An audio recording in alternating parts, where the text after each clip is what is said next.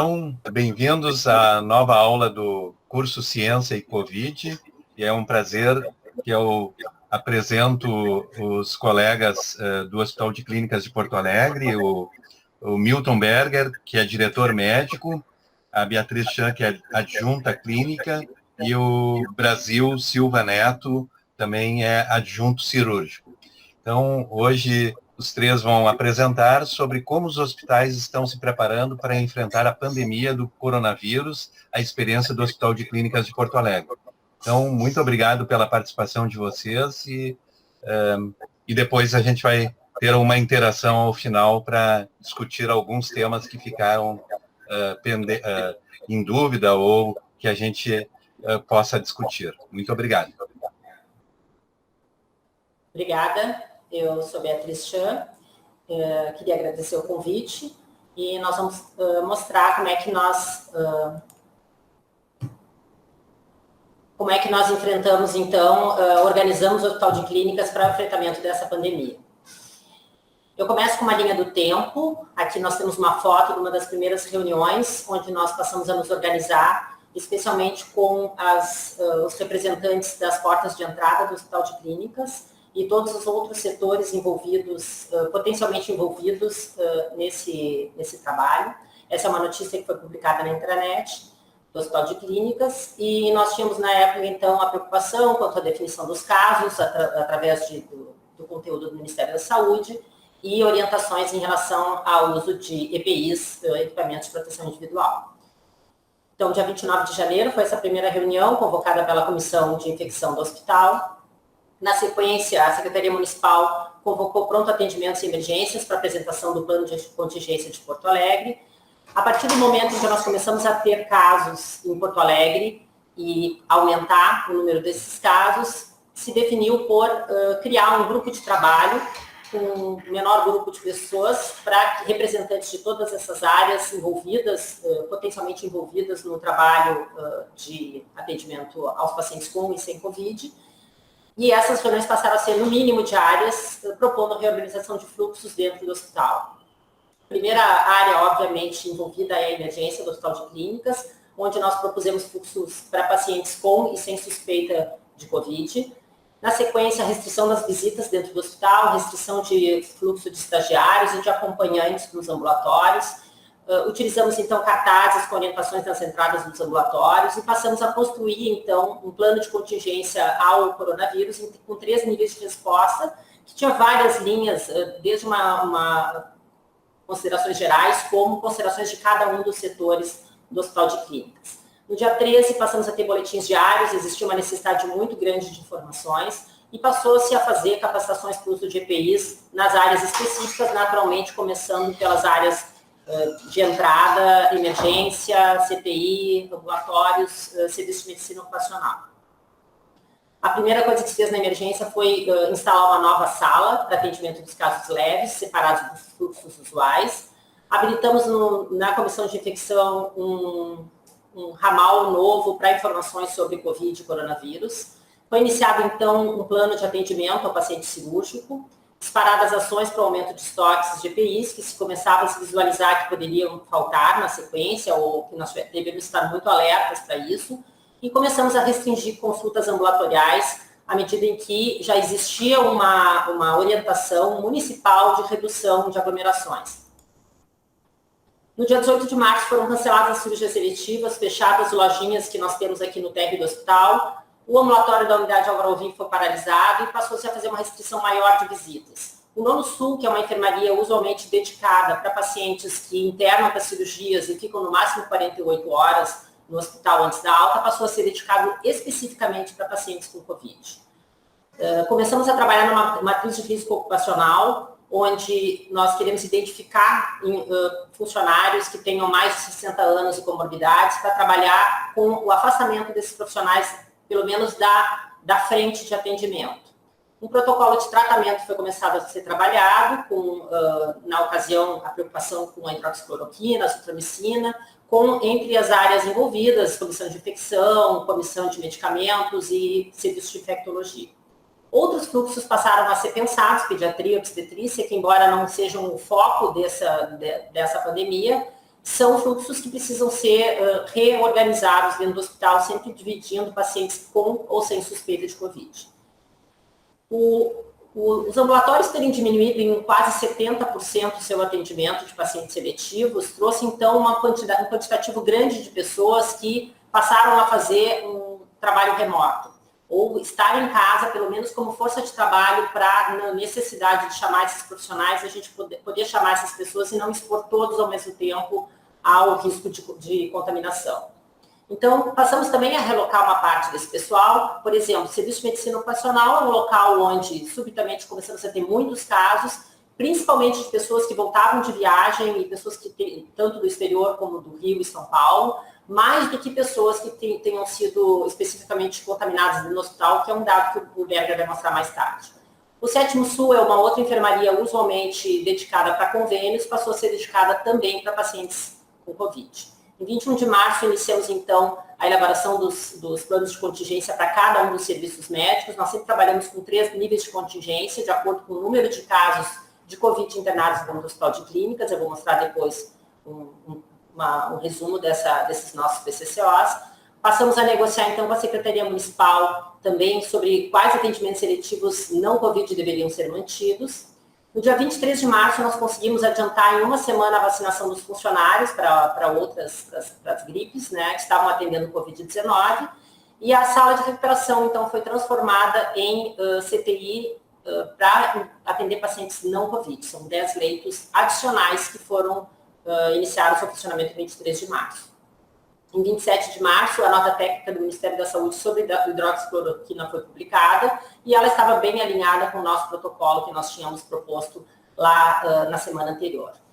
O ensaio clínico do tratamento dos demais casos, o que é o Coalizão, que é um ensaio clínico multicêntrico brasileiro, nós estamos participando para os pacientes que estão fora da nota técnica ou do protocolo. Um formulário de voluntariado e um vídeo convocando as pessoas a se voluntariar, para que as pessoas digam em que áreas elas poderiam trabalhar, foi liberado para que nós pudéssemos ter, e a gente tem mais de 200 pessoas de dentro do hospital e de fora, mais um quantitativo, para eventualmente serem incluídas na força de trabalho do hospital.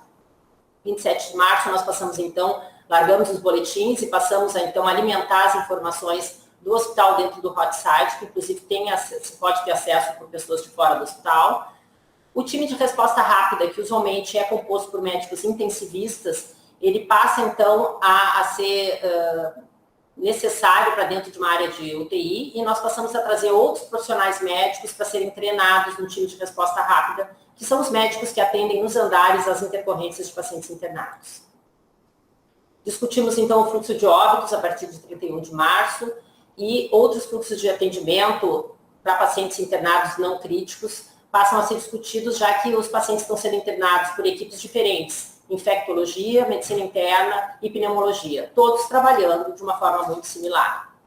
2 de abril, definimos, então, o Hospital de Clínicas como referência para casos graves, em acordo com a Secretaria Municipal da Saúde, para evitar que a gente tenha que atender pacientes com sintomas gripais leves. Esses são orientados para procurar o pronto atendimento e postos de saúde.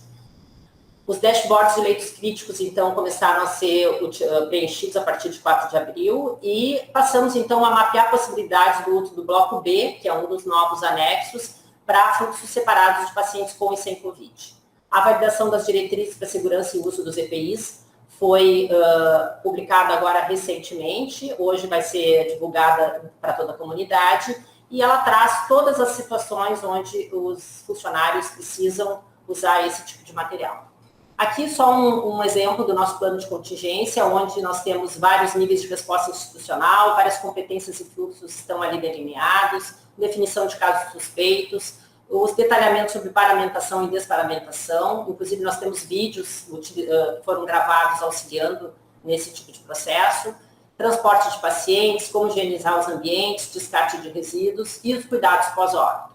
Aqui só alguns detalhes do nosso plano de contingência, que no nível 1 nós estivemos entre 10 e 17 de março, quando a gente não tinha casos dentro do Hospital de Clínicas. O nível 2, onde nós tínhamos o primeiro caso suspeito, até 5 casos confirmados, que nós estivemos entre 17 e 24 de março. E a partir de 25 de março, onde nós tivemos mais do que 5 pacientes confirmados, nós chamamos de nível 3 do plano de contingência. E, naturalmente, que as medidas que eram as medidas leves no nível 1, elas passam a ser cada vez mais estritas no nível 2 e no nível 3, onde hoje, então, nós temos a maioria das cirurgias canceladas, só procedimentos seletivos são essenciais, são feitos, canceladas a maioria das consultas ambulatoriais, as visitas são muito restritas, enfim, uma série de restrições.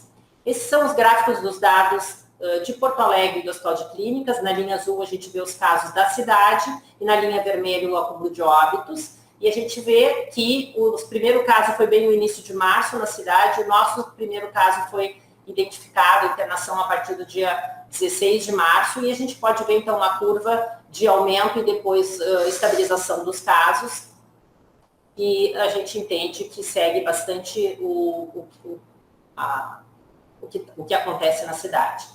Esse é o ambiente da emergência, nós separamos equipes, entradas e fluxos, fizemos capacitações sobre EPIs. A primeira área era uma área que era um almoxarifado, foi transformada num consultório, a entrada dos pacientes era pela mesma entrada das ambulâncias, como isso não ficou bem, se partiu para uma segunda área, isso para pacientes ambulatoriais não graves, que hoje é a área que nós atendemos os pacientes com suspeita de Covid, para ter um fluxo completamente separado do restante da emergência. Eu passo a palavra, então, para o professor Brasil, para falar a seguir.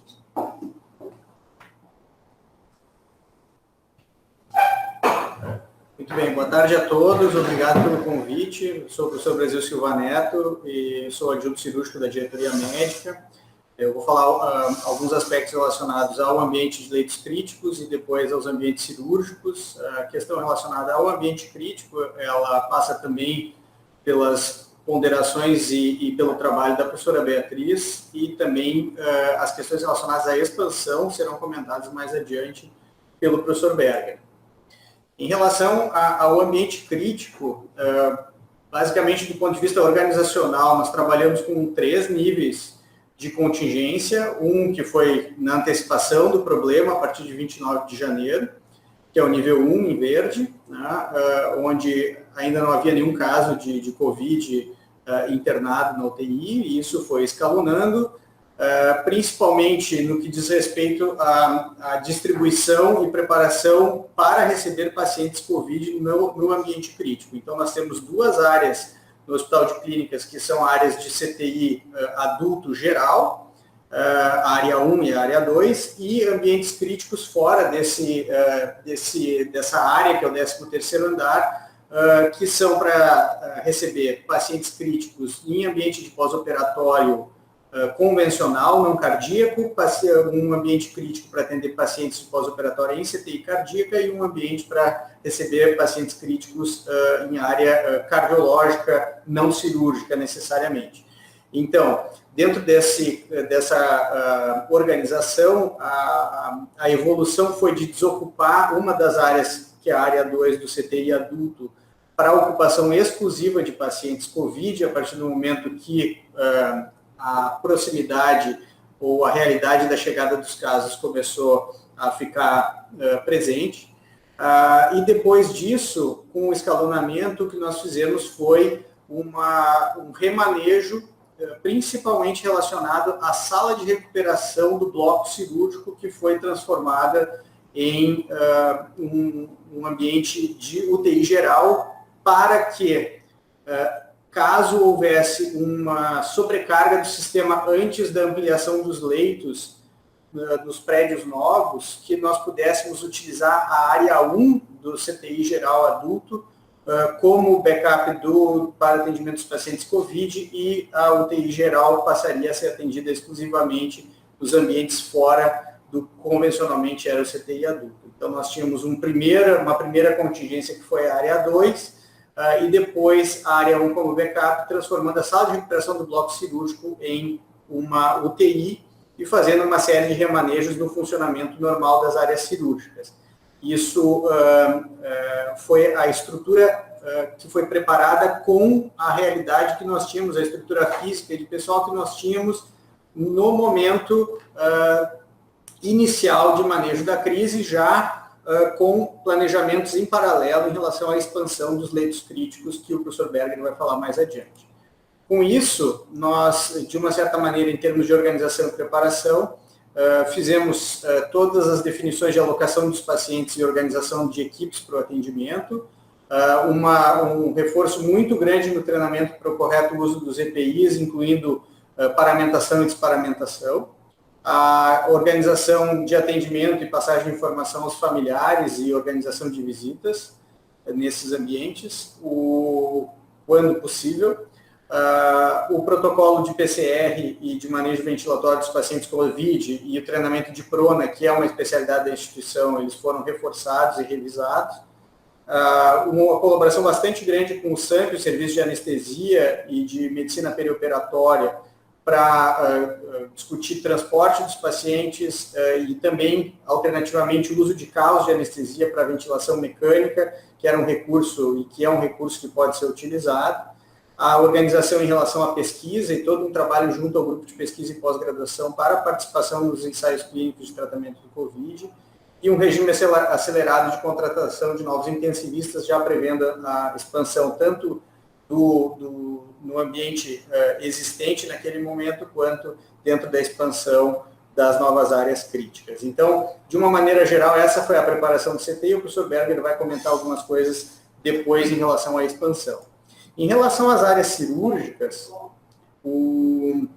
nós funcionamos com um colegiado que envolve o bloco cirúrgico, o centro de cirurgia ambulatorial, o centro de material esterilizado, conhecido como CME, e a unidade de recuperação pós-anestésica. E no funcionamento do dia a dia, essas áreas já funcionam de uma maneira interligada, mas nós tivemos que fazer uma conexão bem maior entre essas áreas, porque uma passou a ser mais dependente da outra ainda na situação da contingência. Essa contingência das áreas cirúrgicas se deu em 5 eixos, basicamente. O primeiro foi de começar minimizando aglomerações, em especial no fluxo do centro de cirurgia ambulatorial, que naturalmente era uma área onde recebia um número muito grande de pacientes e um acúmulo de pacientes e familiares em sala de espera. Depois, nós fomos desonerando o funcionamento do hospital, em especial as áreas críticas, diminuindo o volume cirúrgico, para que a gente pudesse, então, permitir que aquelas medidas que foram feitas em relação à sala de recuperação do bloco pudessem ser executadas. Posteriormente, a liberação de área física propriamente dita, né?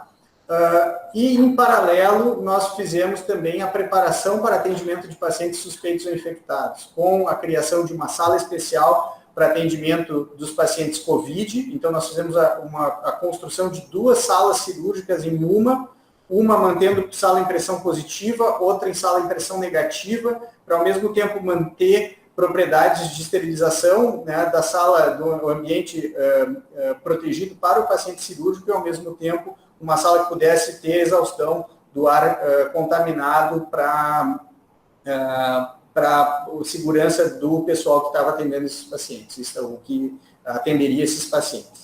E, por último, a manutenção de cirurgias eletivas inadiáveis, não esquecendo daqueles pacientes não COVID que precisavam, então, ter sua situação de saúde resolvida.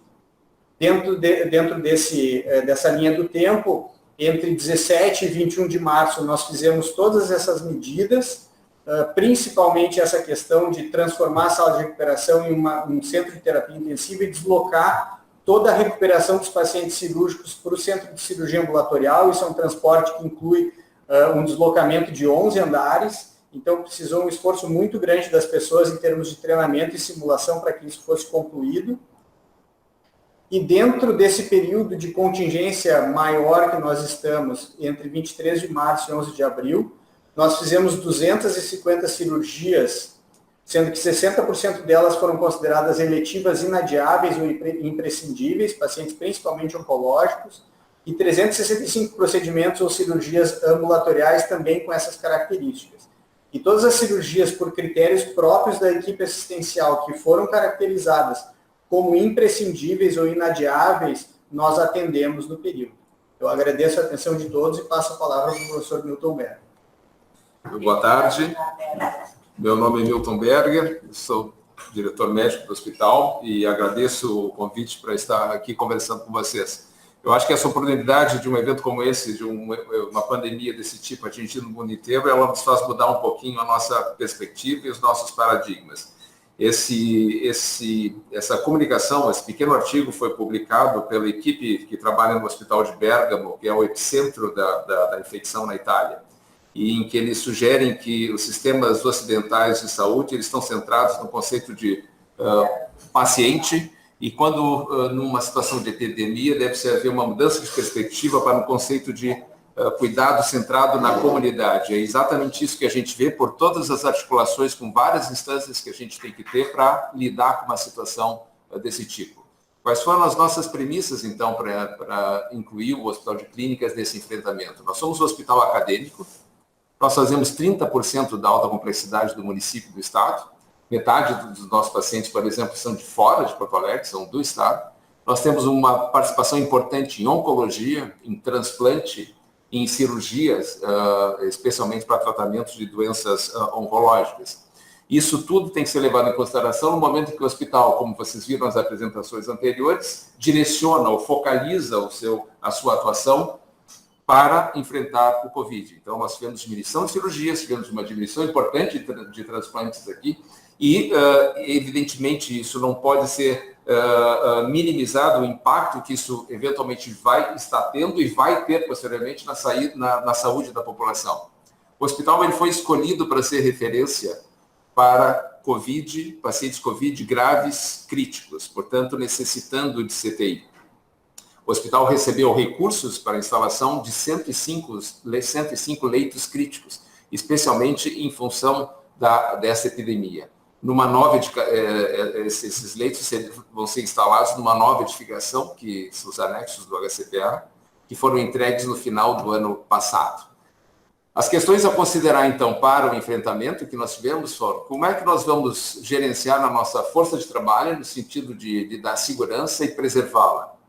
Nós vamos precisar de testes até para que as nossas políticas de enfrentamento sejam adequadas. Nós vamos precisar de equipamentos de proteção individual, a gente vai precisar atentar para compra, estoque, consumo, reposição e diretrizes de utilização.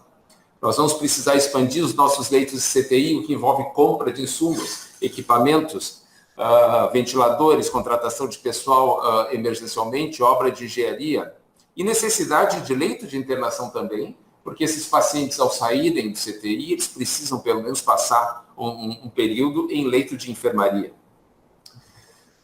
Nós temos que ter um alinhamento com o gestor municipal, especialmente em relação à nossa diminuição de atividade ambulatorial, como nós vimos, que baixou a 30% do seu normal. Nós baixamos também a 30% nosso movimento cirúrgico, isso tem que haver um alinhamento entre as consultas marcadas pelo gestor.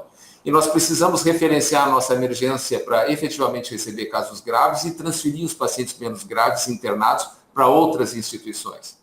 E a gente lida também, e isso é uma coisa que é talvez um pouco peculiar a um hospital acadêmico, com uma comunidade acostumada a uma postura muito crítica, que é natural, é desejável que seja assim, porque nós analisamos as coisas de uma maneira muito crítica. Mas isso não impede que a gente, né, tentando analisar criticamente, a gente não é imune à emocionalidade. Então, a gente está em vista de uma doença que a gente não conhece, existe uma pressão social e mesmo governamental por rapidez de ação, a evidência científica é inconsistente ainda, e nós temos o medo humano, que é o natural. Isso realmente é algo que tem que ser dito, porque em muitas das nossas ações a gente encontra resistência, encontra crítica, e isso é algo que tem que ser contemplado nas nossas ações. Os objetivos, então, com a nossa força de trabalho foi diminuir potencial exposição ao vírus, preservar a força para que ela possa ser chamada a qualquer momento quando necessário. O hospital dispõe de um sólido sistema operacional, e esse sistema, felizmente, ele pode ser rapidamente acionado para possibilitar o trabalho remoto. Então, boa parte do nosso contingente aqui dentro do hospital saiu de dentro do hospital e conseguiu manter suas atividades em casa. Aqui é um exemplo que vocês estão vendo da radiologia, que faz exatamente o mesmo trabalho que eles fazem aqui dentro. Isso permitiu também a gente definir o que a gente chamou de força reserva, mesmo para aquela força de trabalho que eventualmente não esteja fazendo especificamente trabalho remoto, é importante que ela fique em casa, porque a qualquer momento ela pode ser acionada. E nós, como já foi falado pela professora Beatriz, nós estimulamos um voluntariado interno. Então, são pessoas que são contratados do hospital, na área médica do hospital contratados, ou outros médicos, como pós-graduandos que aqui frequentam, que eventualmente pudessem ou queiram se voluntariar. Nós fizemos uma consulta, inclusive, ao Conselho Regional de Medicina e pedindo a avaliação deles para que se isso seria, do ponto de vista ético, convocar essas pessoas para algumas atividades para as quais fugiam das especialidades delas. E em situação de urgência, isso é possível de ser feito, segundo o Conselho Regional de Medicina. O serviço de medicina ocupacional foi instrumental, porque ele, na realidade, ele se tornou a segunda emergência do hospital. A nossa emergência ela foi totalmente organizada para receber os pacientes COVID, ela foi referenciada para pacientes graves, com a diminuição do movimento e isolamento social, o afluxo à nossa emergência, ele diminuiu. No entanto, nós criamos um contingente enorme de funcionários que foram aportar ao serviço de medicina ocupacional com ao menor sintoma de gripe. Isso causou realmente uma pressão muito grande no sistema e isso nos obrigou a estabelecer uma política de como lidar com esses casos. E a política que o hospital teve foi afastamento e testagem precoce de sintomáticos, né? Isso permitiu um gerenciamento bastante adequado, porque aqueles pacientes cujo teste foi negativo, eles podiam retornar ao trabalho imediatamente depois do teste liberado. Aqueles cujo teste foi positivo, eles permanecem em isolamento domiciliar até 14 dias após o início dos sintomas.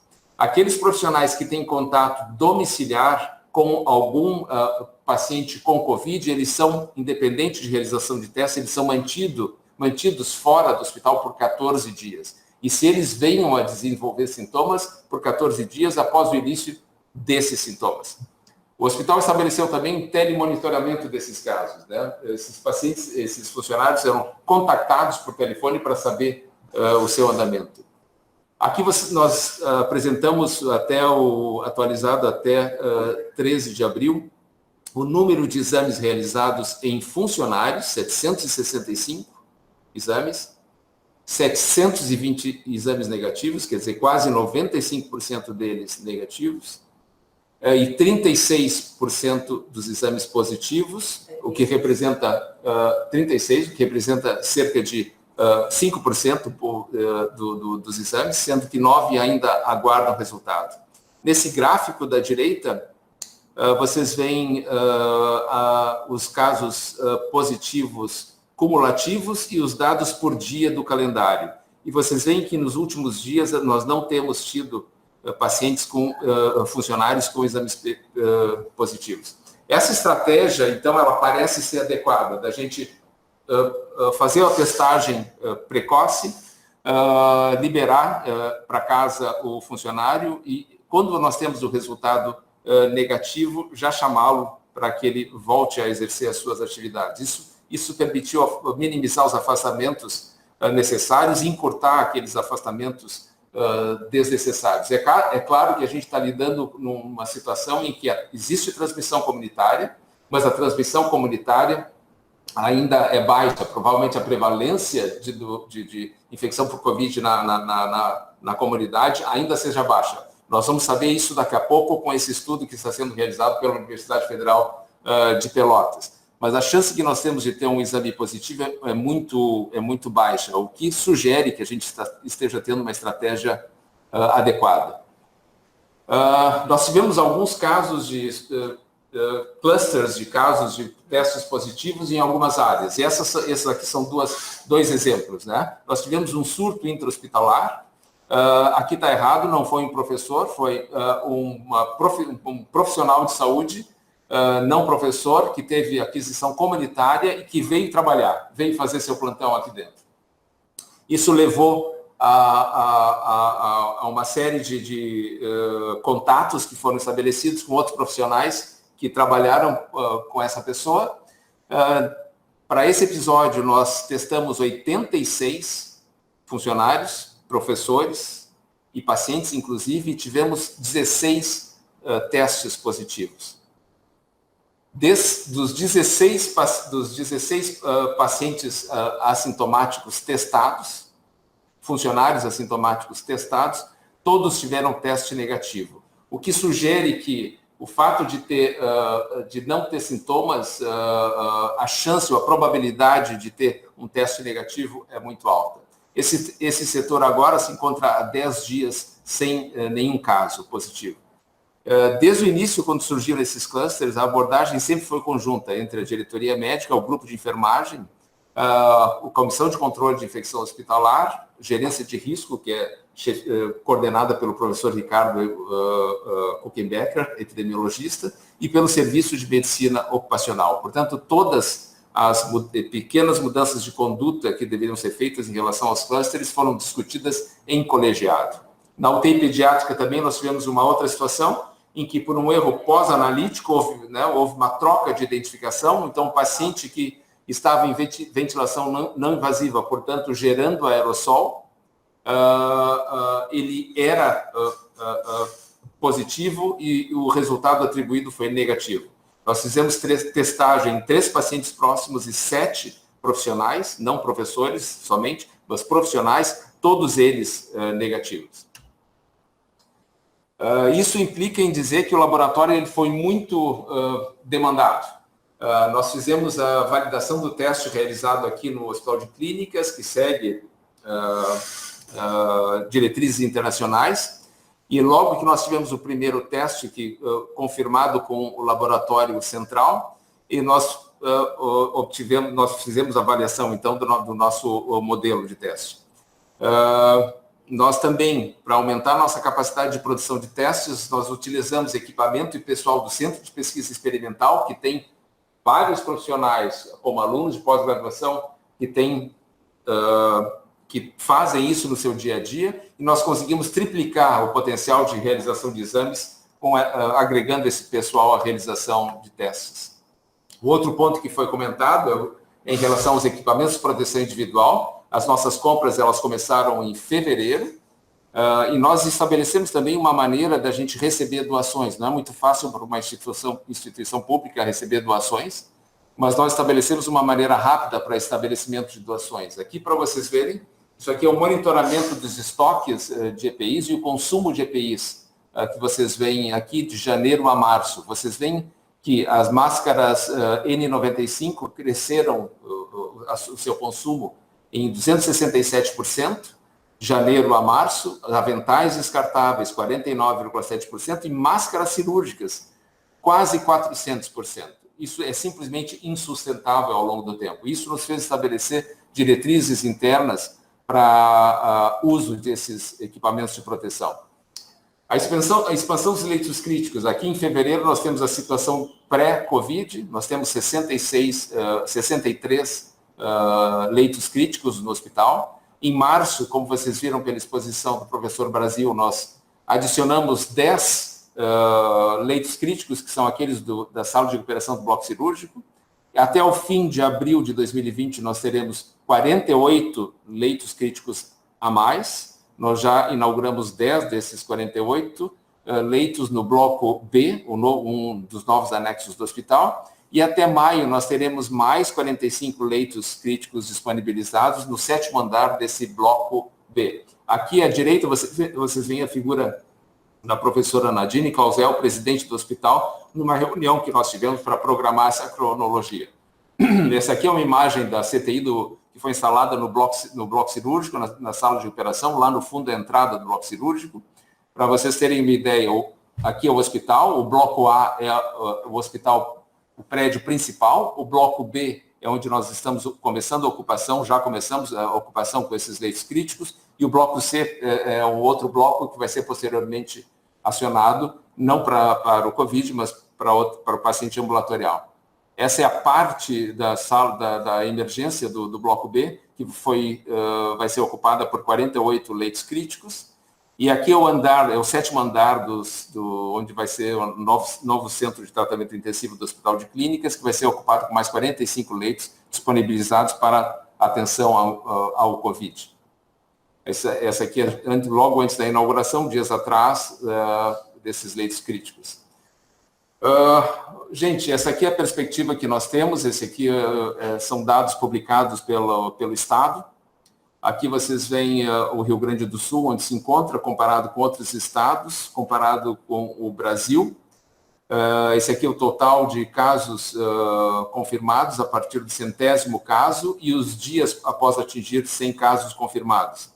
Vocês veem que o Brasil também está comparado com outros países aqui. Isso é só para ter uma ideia de onde nós estamos e, pelo que a gente vê dos cenários que foram projetados, cenários extremos, agressivo e moderado, aparentemente a evolução da situação no estado e a Porto Alegre, região metropolitana, responde por cerca de 3/4 do estado, ou 2/3 do estado, grosseiramente.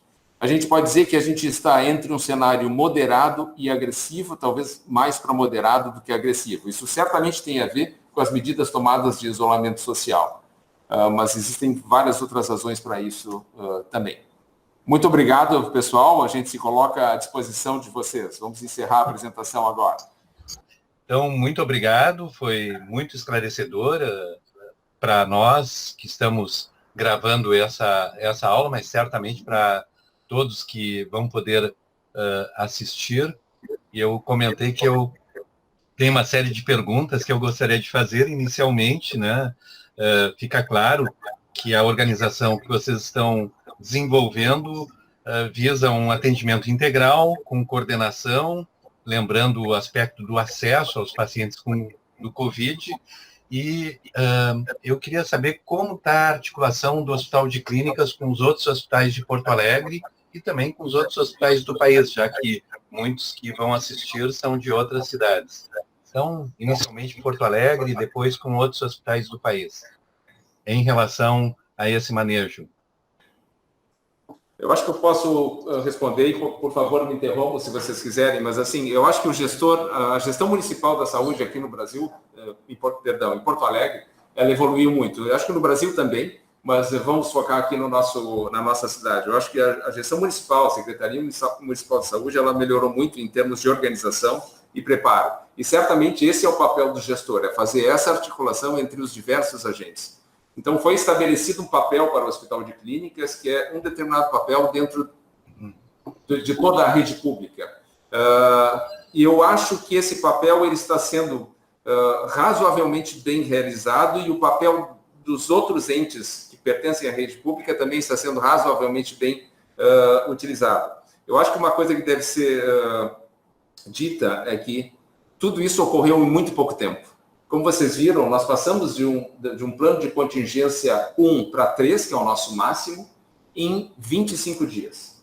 Tá? Então, assim, a velocidade é muito alta. Então, todos nós estamos aprendendo. Nós conseguimos fazer essa preparação, que parece muito bonita, mas isso nos deu muita dor de cabeça. Isso exigiu uma pressão muito grande sobre os vários serviços do hospital para a organização e coisas do dia a dia acontecendo toda hora para serem melhoradas e aprimoradas. O mesmo deve estar acontecendo lá fora. Certamente está acontecendo lá fora. Mas existe uma articulação.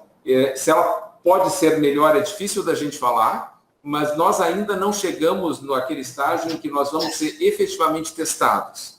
Né? Que é quando efetivamente nós tivermos um grande afluxo de pacientes, tivermos os nossos leitos de CTI utilizados, em que a gente vai precisar dar vazão aos pacientes para leitos de internação, tanto aqui dentro do nosso hospital quanto para outros. Tá?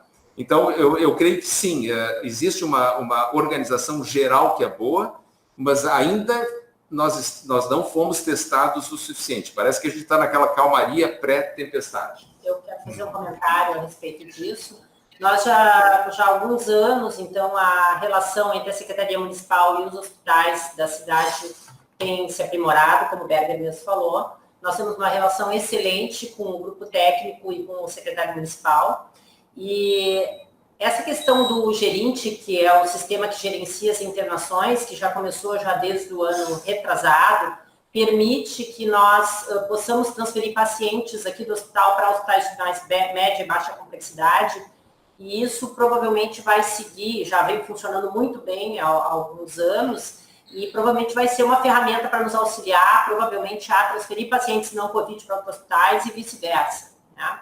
Eu quero dar um exemplo de inter-relação que se pensou em ter e acabou não se consolidando, mas foi um exemplo. Por exemplo, nós conseguimos nos organizar com uma certa rapidez para fazer os testes no Hospital de Clínicas, porque identificamos duas grandes questões em relação ao saber se o paciente de fato tem a doença ou não tem, que é a questão dos funcionários, que o Berger bem explorou ali, mostrou claramente o quanto que se pode, com o teste positivo ou negativo, gerenciar melhor a força de trabalho, e a questão dos isolamentos, né? Onde nós internamos um paciente com suspeita de Covid e com menos de 24 horas a gente sabe se ele de fato tem a doença ou se ele não tem. E aí eu libero o isolamento e eu vou ter uma disponibilidade de leitos com muita mais facilidade.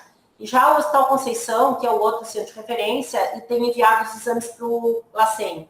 Então, em um determinado momento, há 1 ou 2 semanas atrás, eles tinham 50, 60 pacientes esperando respostas de testes e muitos pacientes ocupando isolamento, e nós nos disponibilizamos a fazer os testes para poder auxiliar no gerenciamento de leitos. Não foi necessário, porque o LACEN respondeu mais rapidamente, mas eu acho que esse tipo de colaboração é o que se espera e é o que a gente pode fazer, porque também, não só por interesse de auxiliar os pacientes e melhorar os fluxos, como porque, obviamente, se o Conceição estiver lotado, nós vamos acabar recebendo os pacientes aqui, e a nossa capacidade está planejada para o quanto a gente planejou de fato, não para muito mais, né?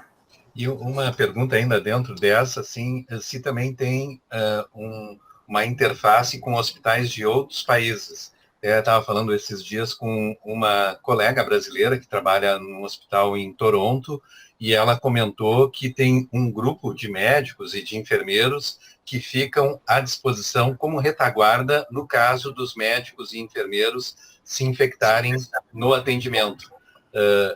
E aí a pergunta, assim, se tem esse contato, como os outros hospitais estão realizando, se tem já esse grupo de retaguarda para possíveis infecções naqueles que estão na sua atividade.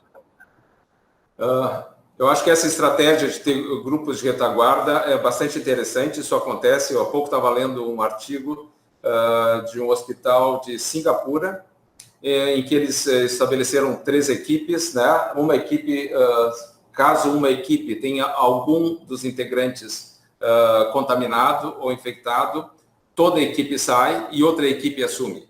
Então, no sistema de plantão. Eu acho que isso depende muito dos recursos que se tem e das estratégias que se tem. E acho também que isso depende também muito da cultura, né? Nós não somos um país, isso é um pensamento meu, nós não somos um país acostumado a ter crise de guerra, alguma coisa assim. Os países que enfrentam guerra, os países que enfrentam coisas assim, porque em Israel também tem um modelo semelhante de postura, eles conseguem estabelecer e as pessoas conseguem aceitar esse tipo de organização, que é quase uma organização militar, um pouco mais fácil do que nós aqui. Em relação a contatos com hospitais de fora, nós todos temos contatos com pessoas por hospitais que a gente já frequentou, né? Então, eventualmente, a gente faz isso, né? Eu, com amigos da França, Nadine no Canadá, Brasil nos Estados Unidos e Beatriz também nos Estados Unidos e outras coisas. Então, assim, nós todos temos algum contato. Não existe nenhuma ligação institucional feita, ou comunicação institucional de acordo, né, sobre isso. Mas existem iniciativas na internet, e eu tenho recebido isso, para diretores de hospitais darem o seu depoimento no que estão vivenciando no enfrentamento à infecção por coronavírus. É interessante, são iniciativas de terceiros, né, e talvez essas iniciativas propiciem uma integração maior. Ótimo. Bom, eu não queria concentrar as perguntas, queria abrir. Até a gente convidou a Denusa, que trabalha na Santa Casa, a Alice, que também trabalha em vários hospitais, a Karine, a Daniela, enfim. Obrigada pela apresentação de vocês, foi bem esclarecedora e fica claro assim, o quanto que vocês vêm planejando, né, todas essas ações, a importância do trabalho em equipe, do trabalho conjunto, da rapidez da resposta, da colaboração, né, também, e também fica bem claro nesse momento de pandemia, assim, o quanto que a informação é valorosa. no sentido de a informação que vocês trazem, né, do número de pacientes que foram diagnosticados, do número de profissionais que já foram também com testes positivos, né? Eu gostaria de ouvir um pouquinho de vocês, qual é a estratégia que o hospital adota para que a informação ela chegue nos seus profissionais? Porque, ao mesmo tempo, a gente tem cada dia novidades em relação a diretrizes, equipamentos de proteção individual, né, a questão da testagem, o próprio encaminhamento do paciente. Então, assim, como vocês fazem para que esses fluxos cheguem nos profissionais que estão atuando na ponta? Quer falar? Não, para Beatriz. Na verdade, a gente... Bem como tu falasse, desde o início a gente vem sendo instado a ter uma organização e mudanças. Nós viramos o Hospital de Clínicas do avesso para atender essa demanda e acho que até agora a gente fez isso muito bem, mas não enfrentamos a pior fase ainda. E lá no início houve muita cobrança em relação à comunicação, mas a gente estava trabalhando dia a dia e tentando disponibilizar essas informações. E sempre nos preocupamos, então, num primeiro momento, com o número de casos que nós vínhamos tendo, a forma como e depois pílulas de informações sobre como se proteger, sobre EPIs, sobre vídeos de paramentação e desparamentação. Lá no início fizemos vídeos, então, logo no início começou o isolamento social. Então, a gente tem utilizamos vários boletins, depois cartazes nos corredores, depois muitos vídeos das lideranças do hospital, cada um relacionado à área, chefia do Serviço de Medicina Ocupacional, o próprio Berger, a professora Nadine, chefia do Serviço de Comunicação de CCIH, de infecção, e mais recentemente o website, onde estão agrupadas todas as informações, quer seja de casos internados, casos suspeitos, em todas as áreas em que a gente tem casos internados ou suspeitos. Tem também as informações dos protocolos, do plano de ação, do plano de contingenciamento e notícias e artigos, enfim, tudo isso está centralizado no website. E adicionalmente, nós temos uma reunião que é uma reunião do Comitê Executivo, onde a coordenadora da Coordenadoria de Comunicação, ela participa. Então, ela fica atualizada em tempo real das decisões, das deliberações desse comitê, e ela, enfim, tem um acesso livre às diretorias do hospital, exatamente para que tenha uma agilidade na informação, tanto interna quanto externa.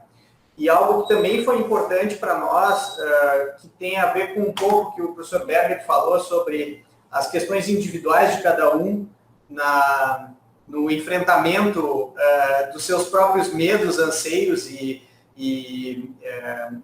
enfim, visões individuais, foi de que a gente estabeleceu que as pessoas em nome do hospital que falariam seriam designadas pela comunicação através de validação dentro das diretorias, para que não houvesse uma pulverização da informação a partir de entes que frequentam o hospital, que são parte do corpo clínico ou do corpo funcional do hospital, mas que individualmente expressavam opiniões que eram opiniões pessoais. Então, isso também foi uma preocupação nossa, porque em determinado momento a mensagem que estava sendo passada poderia ser confusa, simplesmente por vestir um avental com o logotipo do hospital. Então, a comunicação é uma peça-chave na nossa organização como comitê executivo. Tem um outro tipo de comunicação, se eu puder ainda complementar, que é uma comunicação que a gente não comentou aqui, mas que é muito trabalhosa, mas extremamente efetiva. Nesses casos que eu comentei de clusters dentro do hospital, em que isso surgiu, a CCIH, SMO, controle de infecção, Serviço de Medicina Ocupacional, gerência de risco e a direção do hospital visitou essas áreas diretamente e conversou com esses profissionais em vários turnos, justamente para tirar dúvidas, esclarecer, e isso é muito trabalhoso, porque isso envolve noites aqui dentro, eventualmente dia, noite, fim de semana, mas é extremamente eficaz, apesar de ser muito trabalhoso, mas vale a pena realizar. Bom, eu tenho outras perguntas aqui. Como que está funcionando a telesaúde no hospital durante a pandemia? Isso a gente vê nos sites de hospitais americanos que eles valorizam muito esse aspecto. e até a gente teve uma das aulas com um professor da USP sobre inteligência artificial. E aí aproveitar também uma outra aula com o Robert Janet, da Harvard Medical School. Ele comentou que uma das áreas que eles têm valorizado muito é end-of-life care, né? Principalmente muitas pessoas com risco de morrerem ou morrerem sem uma previsão da família, perder essas pessoas e ser um trauma, né? Eu sei que eu coloquei várias perguntas ao mesmo tempo para aproveitar o tempo, né? Então, telesaúde, inteligência artificial e atendimento paliativo, né? Se pudesse comentar sobre esses 3 tópicos. Eu vou comentar sobre o telesaúde. Na verdade, a gente tem utilizado, lá desde o início, a partir dos atendimentos no Serviço de Medicina Ocupacional, os funcionários que eram liberados e até para comunicar resultado de teste, se fez contato telefônico e se acompanha esses funcionários com testes positivos através de contato telefônico. Se faz também com pacientes que não estão sendo atendidos, se pensou, a grande maioria, cada especialidade pensou no seu plano de contingência de atender esses pacientes de ambulatório através de chamadas telefônicas. Não se fez o atendimento propriamente online, aqui foi uma sugestão, e como o atendimento reduziu em 70%, isso não foi necessário, e tem pacientes que ainda vêm aqui. E, por fim, também o telesaúde da URGS tem treinado doutorandos para fazer também o acompanhamento dos pacientes que têm alta depois da sua internação, para serem acompanhados através de telefonemas com a supervisão de médicos contratados do hospital. Nós já tínhamos uma força de trabalho remoto, que são as gestantes, porque as gestantes, por uma normativa anterior, elas não podem estar em atividades, elas só podem estar trabalhando em atividades não insalubres. Então, as nossas gestantes foram as que foram alocadas, então, para telefonemas, para esses funcionários, esses pacientes, e agora tem uma gestante que está supervisionando esse projeto dos doutorandos. E também na nossa unidade básica de saúde, os pacientes que são atendidos e são mandados para casa, também eles são monitorados através de telefonemas dos doutorandos. E há iniciativas dos serviços médicos individualmente em interação direta com a telesaúde. Isso é uma coisa também que está sendo vista pelas chefias de serviço especificamente. Nós temos 54 serviços médicos sob o guarda-chuva da diretoria médica. Alguns deles interagem diretamente com o professor Marcelo Gonçalves, que é professor da URGS, do Departamento de Medicina Social, e que trabalha junto ao telesaúde, e ele está ajudando nessa interação até para facilitar o atendimento dos pacientes ambulatoriais, que, enfim, também foram afetados, os pacientes regulares, não Covid, né? Há uma preocupação da instituição também com esses pacientes, e os serviços têm trabalhado no sentido de poder garantir uma mínima assistência desses pacientes. Na verdade, nós temos um programa de cuidados paliativos que já era um programa modelo antes dessa pandemia, e nós temos equipe com professores contratados que trabalham com pacientes em cuidados paliativos. Claro que o foco, em geral, são pacientes oncológicos com final de linha de tratamento, mas também pacientes com insuficiência cardíaca, pacientes pós-AVC, enfim, existem outras situações em que esses pacientes recebem o tratamento de cuidados paliativos. Nós tivemos que fazer uma opção de temporariamente fechar os leitos da unidade Álvaro Alvim, pois justamente à medida em que se cancelam as cirurgias aqui, para montar essas UTIs na sala de recuperação e não ter pacientes pós-operatórios nas CTIs, nós tivemos um esvaziamento do hospital e entendemos que fazia mais sentido nós trazermos esses leitos clínicos e de álcool e drogas que estavam sendo atendidos na Álvaro Alvim para dentro do hospital, para a gente não dividir a força de trabalho, trazer essa força de trabalho aqui para dentro. São médicos, técnicos, administrativos e enfermeiras, né? E o Cuidados Paliativos vinha atendendo os pacientes lá na unidade Álvaro Alvim. Veio a equipe e eles seguem aqui com o atendimento dos cuidados paliativos aqui dentro. Nós, felizmente, nesse momento, na verdade, até eu acho que 1 ou 2 dos pacientes que faleceram aqui eram cuidados paliativos já ao entrar no hospital, os pacientes com Covid. O primeiro, certamente, sim, tinha 91 anos. Mas eu tenho a impressão que o segundo também. E isso entra numa rotina institucional que já tem esse trabalho. Então, não nos deparamos com situações novas em relação a isso. Ótimo, muito obrigado. E mais alguma pergunta? Eu gostaria de fazer uma pergunta, agradecer a oportunidade de estar aqui conversando com vocês um pouquinho. Duas, na verdade. Uma é como está o papel da residência no atendimento ao Covid, como vocês organizaram a estrutura de residência nessa força de trabalho. E a segunda é se vocês preveram alguma área como se fosse uma unidade intermediária. Vou citar um exemplo, um paciente que chega com dor torácica e que hoje a gente sabe que tem um padrão Covid de miocardite e que em algum momento se aventa que seja um paciente Covid. Como ele fica nesse fluxo? Ou ele tem um critério para uma avaliação clínica mais apurada, com monitorização, mas ainda não tem critério de UTI. Como vocês organizaram esse tipo de paciente? Bom, em relação ao paciente COVID, ele é considerado COVID. Né? Então, ele passa... suspeito. Alô? Então, ele é considerado suspeito ou paciente COVID. Portanto, daí aí já começa uma linha de conduta em termos de isolamento do paciente e atenção a ele, certamente envolvendo as equipes que estão atendendo esses pacientes COVID e certamente por consultoria com outras equipes, caso seja necessário, por outras doenças ou comorbidades.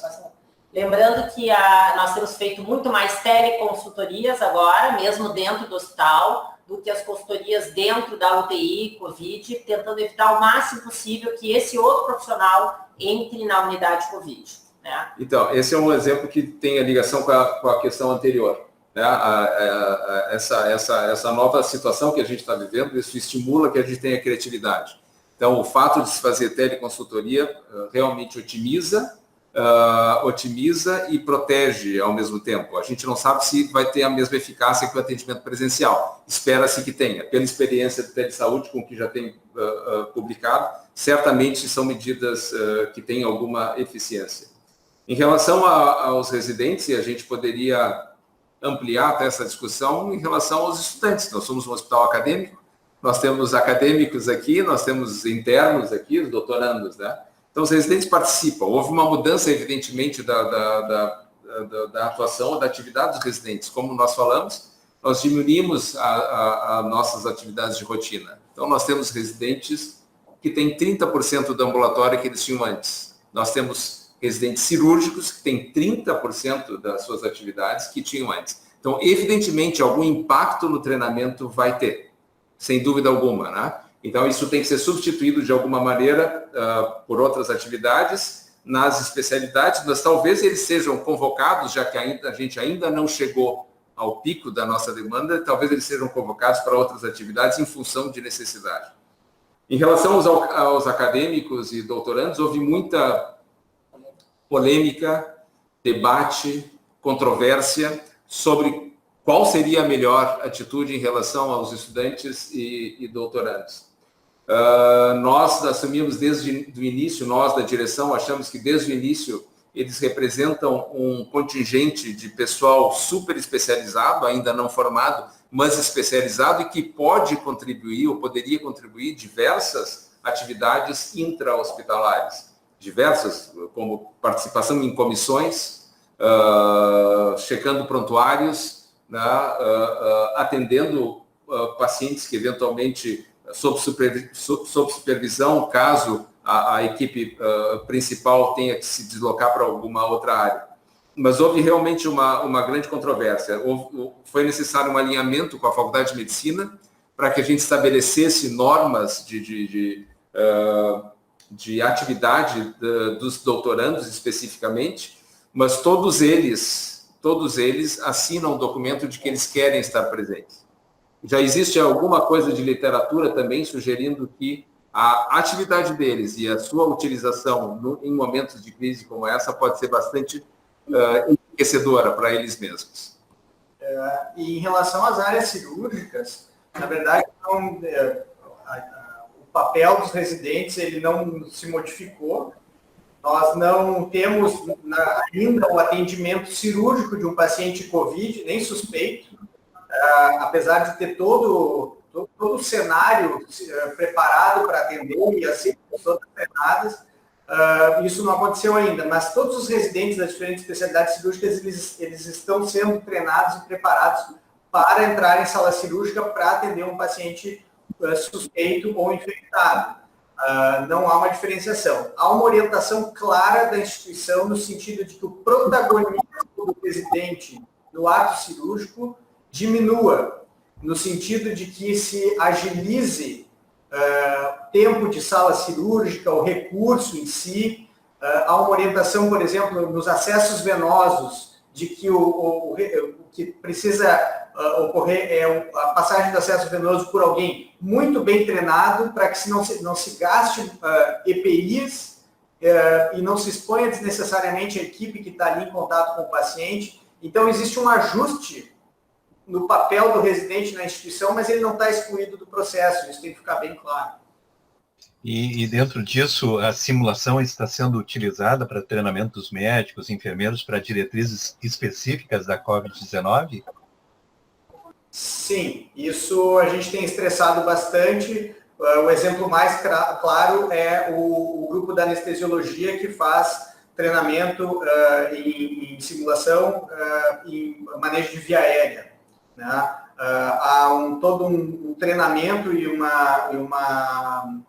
um exercício diário no bloco cirúrgico, por exemplo, em paramentação e desparamentação, simplesmente para estressar e repetir até que automatize esse processo, tanto com o grupo médico quanto com o grupo de enfermagem. Mas a gente estressa muito, até porque é uma vocação de um grupo grande de professores aqui, o trabalho com simulação.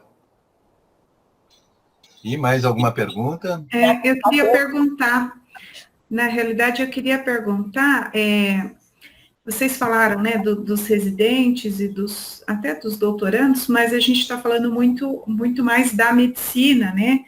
E imagino que dos residentes que já estavam no hospital, né? Nesse momento vocês ainda não estão, até porque não chegou no pico e não chegou nessa necessidade, vocês não estão ainda com nenhuma estratégia para trazer outros alunos que não sejam esses que vocês já tinham no local, é isso que eu estou entendendo? E queria saber também de alunos de outros cursos, porque, por exemplo, tem se falado, né, ou apressar a formação, ou mesmo de recrutar alunos de último ano de alguns cursos que não só da medicina, né? Como é que vocês estão vendo isso no hospital, nesse momento que ainda não é de pico, né, e até já prevendo uma necessidade futura? Na verdade, do ponto de vista dos alunos e dos residentes, a força de trabalho que nós temos hoje é uma força de trabalho que foi toda reorganizada, realocada para o atendimento das áreas específicas. E nesse momento, com a redução das áreas cirúrgicas e ambulatoriais, a gente tem uma força de trabalho que ainda pode ser resgatada, que está, vamos dizer assim, à disposição e que ainda não foi completamente resgatada. Naquela planilha de voluntariado, nós temos voluntariado de pessoas internas que dizem sua idade, se tem comorbidade, se não tem comorbidade, o que elas sabem fazer, porque ela, vamos dizer que foi contratada para fazer determinada coisa, mas ela tem um título de especialista em intensivismo, por exemplo, né? Então, dentro da planilha de voluntariado, nós temos mais de 200 voluntários que são profissionais do Hospital de Clínicas. E temos os voluntários externos, que a gente ainda não chegou no momento nem de pensar como é que nós aproveitaríamos, porque existe uma questão de como é que vai ser feito um treinamento e como é que a gente vai trazer um profissional que não é daqui para trabalhar aqui dentro. Do ponto de vista das outras áreas, Berger, nós temos uma residência multiprofissional que segue trabalhando e sendo orientada. Eu acho assim, houve um esforço grande para a gente diminuir o número de pessoas aqui dentro. Praticamente todos os estagiários aqui, eles foram para casa. Mesmo aqueles que recebem bolsa, continuam recebendo a sua bolsa e ficam em casa. Em relação ao uso de outros... bom, falasse também com os alunos, né? Formatura precoce dos alunos. Bom, o Hospital de Clínicas é um hospital acadêmico, ele é um hospital-escola da Faculdade de Medicina da Universidade Federal do Rio Grande do Sul. No entanto, eles são instituições que, apesar de se complementarem, elas têm prerrogativas diferentes e atribuições diferentes. Tá? Nós, dentro das nossas atividades, a gente procura sempre conciliar, mas certas deliberações transcendem as atribuições do Hospital de Clínicas. Nós não vamos dizer quem tem que se formar antes ou não, né? Ou se a recomendação do ministro Mandetta deva ser realizada ou não de antecipar a formatura. O que nós procuramos nos preocupar é aqueles acadêmicos ou internos, doutorandos, que têm os seus estágios aqui dentro, como que a gente, regulares, que tem que passar naquelas várias áreas, como é que a gente vai fazer para proporcionar esse estágio agora que nós estamos vivendo esse período, que se espera, sei lá, 3 meses, 2, 3, 4 meses. Mas vai haver alguma lacuna de treinamento. Isso a gente ainda tem que pensar em como compensar. A pergunta foi justamente porque a gente vê uma disparidade ainda entre o que é discutido na área da educação, digamos assim, de vamos nos organizar para atender essa necessidade, né? E quando a gente conversa com os gestores em nível local, estadual, isso eu estou falando aqui de São Paulo, mas até com os hospitais, a fala é muito, estamos nos preparando, né? Esvaziamos o hospital, na realidade a gente está diminuindo, né, a exposição dos estagiários nesse momento para sempre que possível, e ainda não chegou no pico. Se chegar no pico, a gente até se organiza em relação a isso, mas a ideia não é chamá-los nesse primeiro momento, né? Então, acho que isso também para vocês, né? Estou imaginando isso. Até para reforçar, porque a gente vê, a Karine talvez possa até falar disso, né, Karine? A gente vê nos cursos uma discussão assim de como vamos atender esse chamado, mas esse chamado depende muito da necessidade de serviços, e essa necessidade ainda não foi esboçada por quem está nos serviços, né? Quer falar, Brasil? Eu acho que exatamente esse é o ponto. Eu acho que nesse momento, que é um momento de movimentação antecipada, mas não de um negacionismo de que a coisa vai acontecer e que vai piorar, né? Ela tem seu fundamento em todo o alcance de um profissional de saúde ou quem frequenta o hospital. Então, a proposta da instituição é exatamente, como a operação diária ela diminuiu, é de poupar as equipes de exposição de um estresse que é circular pelo hospital nesse ambiente, que as pessoas possam ter seus momentos em casa, à exceção da diretoria médica, que não põe o pé em casa faz muito tempo, mas que possam ter esse momento de descanso preparatório, de reserva física e psicológica para um momento de maior intensidade de trabalho e de um chamamento que vai ser universal. Então, eu acho que a proposta é exatamente essa, é tentar racionalizar o recurso que a gente tem, poupando ele nesse momento, mas nunca negando que ali na frente, essa mensagem, voltando à questão da comunicação, nunca passando uma ideia de que nunca vai acontecer ou que não serão precisas não serão precisos os recursos na sua totalidade, né? Isso é uma coisa que a gente sabe que vai acontecer e que todo mundo vai estar mobilizado, 100% do corpo funcional vai estar mobilizado em determinado momento para atender as demandas da epidemia.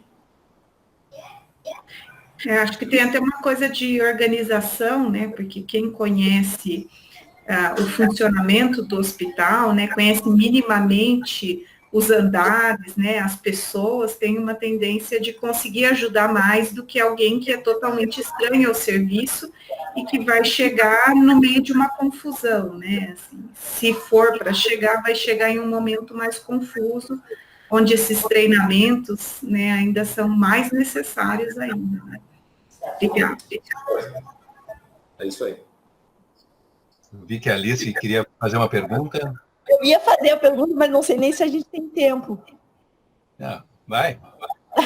Bom, agradecer a disponibilidade dos 3 colegas. E aí? Bom, então, só para trazer a questão de... Bom, primeiro, obrigado, né, a disponibilidade de vocês, a exposição.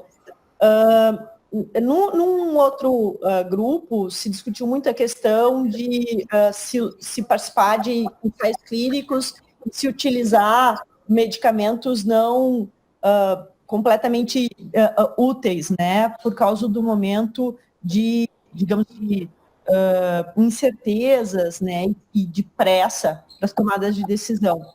E eu defendi que ter ensaios clínicos nesse momento é a solução, ou pelo menos uma tentativa de diminuir o sofrimento emocional da linha de frente. Porque ao invés de fazer alguma coisa que saiu, né, publicado, a gente sabe da forma como, nesse momento, ontem, a gente possa alinhar e dar conta desse sofrimento da linha de frente em relação a não ter o que oferecer em termos de medicamento específico, além do cuidado. Como que o Hospital de Clínicas está se envolvendo nessa questão e propondo não só, né, essa solução, que no meu entendimento talvez seja a mais correta, mas não tão factível, mas também na questão de lidar com essa falta de alternativa terapêutica que causa na equipe assistencial muito estresse. Nós, inicialmente, o primeiro exemplo é a hidroxicloroquina e a azitromicina. O nosso protocolo ficou bem alinhado com a nota técnica do governo, que usa, então, como uso compassivo em pacientes mais graves. E, na sequência, o Einstein propôs um ensaio clínico, um multicêntrico, chamado Coalizão, que nós vamos participar, como o Hospital Luiz Bento e outras instituições.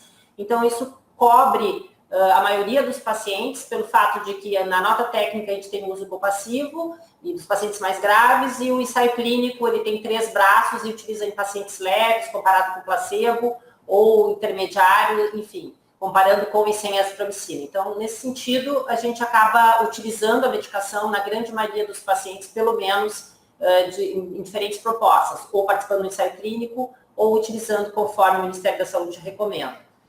A segunda questão foi o uso de plasma de indivíduos convalescentes, que é uma proposta que aqui no hospital existe a possibilidade de nós fazermos, mas aqui nós estamos falando de uma intervenção bem mais cara, com envolvimento de mais recursos. Também existe um ensaio clínico multicêntrico coordenado por um grupo paulista, em que nós pensamos em nos alinhar. Tanto o pessoal da imunologia como do banco de sangue tem capacidade técnica para utilizar esse tipo de recurso, e hoje eu recebi, pelo menos para que a gente internamente entenda qual seria a população que poderia usar fora do ensaio clínico, eu recebi a nota técnica do nosso NATS interno, nós encomendamos isso na quinta passada, o que nós temos de estudos, onde é que se encaixaria o uso do plasma convalescente, então recebi a nota técnica agora durante a aula, então ainda não tive tempo de ler.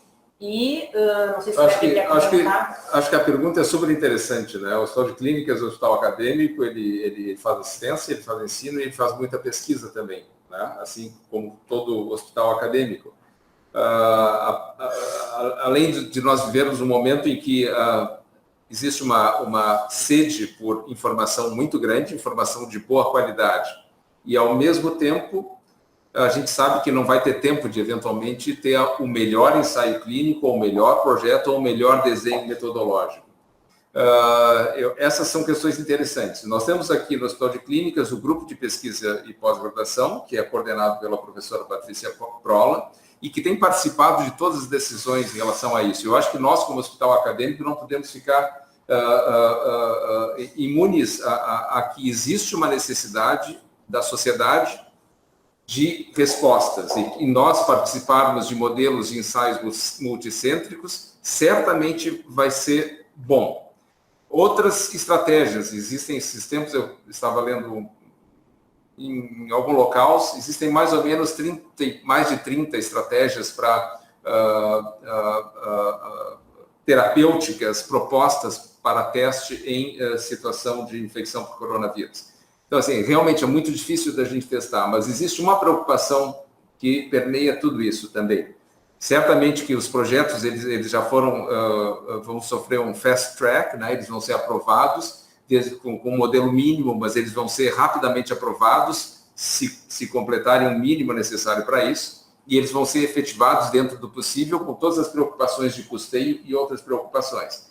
Mas existe uma grande preocupação, a meu ver, que é algo que a gente vai ter que sempre analisar, e isso colegiadamente também, que é a competição por trabalho.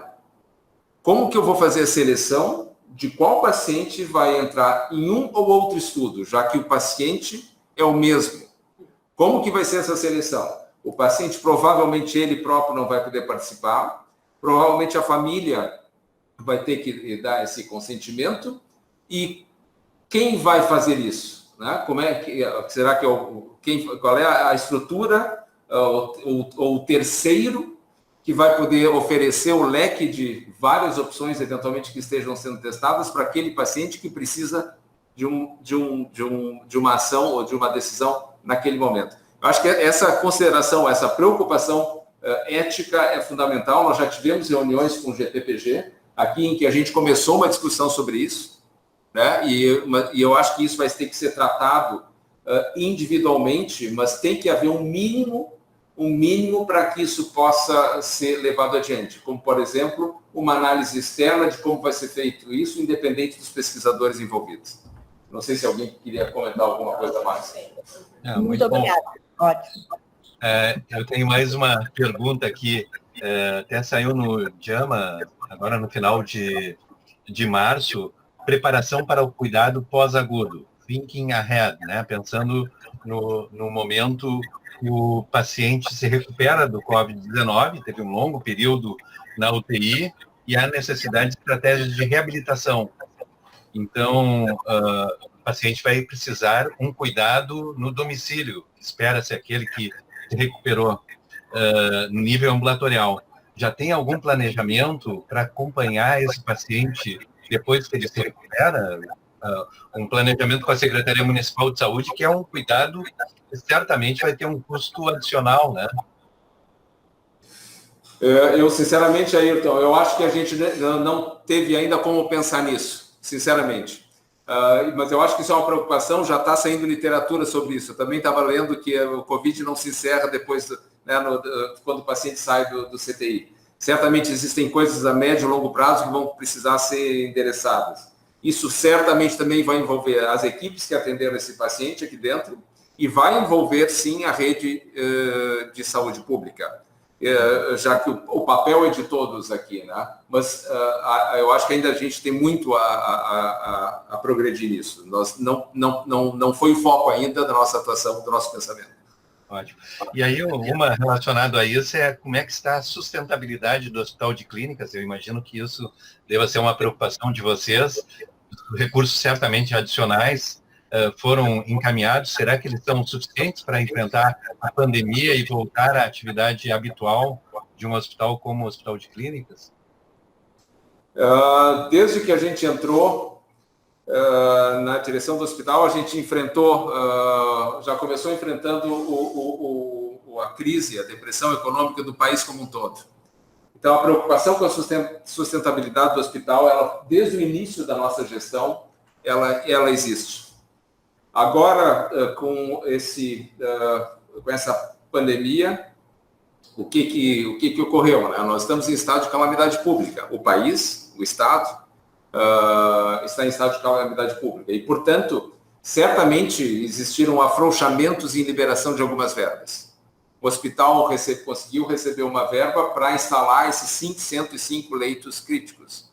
Mas nós também, para que a gente pudesse fazer todas as nossas medidas, gerenciamento de recursos humanos adequado, a gente teve que liberar algumas coisas. A nossa observação ou fiscalização frequente sobre números de horas extras, por exemplo, que são realizadas, simplesmente não existe nesse momento. A gente autorizou uma série de atividades, como os plantões atrás do outro, que, pelo regramento trabalhista, são proibidas e que a gente está autorizando para que a gente possa funcionar. Isso certamente vai ser quantificado daqui a pouco. E certamente nós vamos ser cobrados por isso. Né? Os órgãos de fiscalização, TCU, CGU, certamente vai cobrar. Por que o hospital liberou algumas ações e certamente isso ocasionou um custo ao erário público, né? E certamente a gente vai ter que sustentar isso. Enfim, o hospital está indo, a conta ainda não foi contabilizada. Ainda não foi nem nos mostrada essa conta. Ainda. Exatamente. Nós estamos gastando.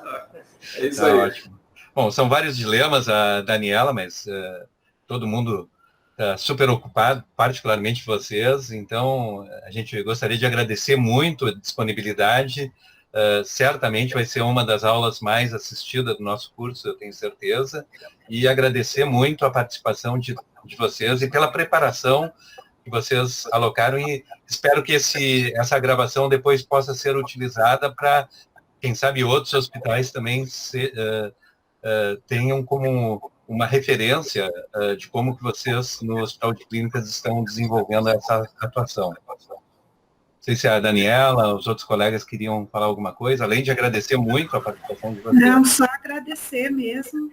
Né? É um prazer ouvi-los e é bom saber da prática, né? Porque, embora a ciência se faça muito com experimento e tudo mais, mas a gente sabe que a prática tem um apelo muito forte para todo mundo que é da área da saúde. Então, ouvi-los foi um verdadeiro prazer. E parabéns pelo trabalho. Muito obrigado. Obrigado pelo convite e pela oportunidade de compartilhar um pouco da nossa experiência. Obrigado. Ayrton e demais, um abraço, muito obrigado pelo convite, foi uma satisfação. Ótimo. Tchau, muito obrigada, parabéns. Tchau.